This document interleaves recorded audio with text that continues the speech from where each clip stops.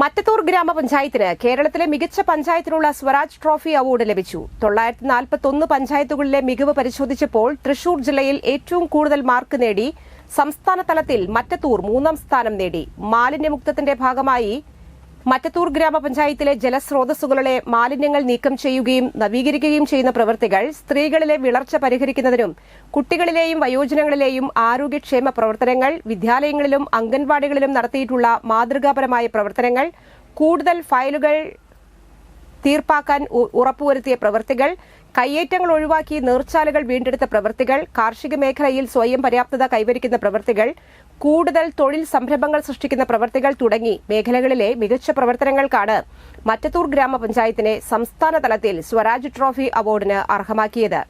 ത്രിതല പഞ്ചായത്ത് ഫണ്ടുകൾ, MLA fund തുടങ്ങിയവയെല്ലാം മറ്റത്തൂരിന്റെ വികസന നേട്ടങ്ങൾക്ക് സഹായിച്ചു. കഴിഞ്ഞ തവണ തൃശൂർ ജില്ലയിലെ മികച്ച 2ാമത്തെ പഞ്ചായത്തിനുള്ള സ്വരാജ് ട്രോഫിയും മറ്റത്തൂർ ഗ്രാമപഞ്ചായത്തിനായിരുന്നു.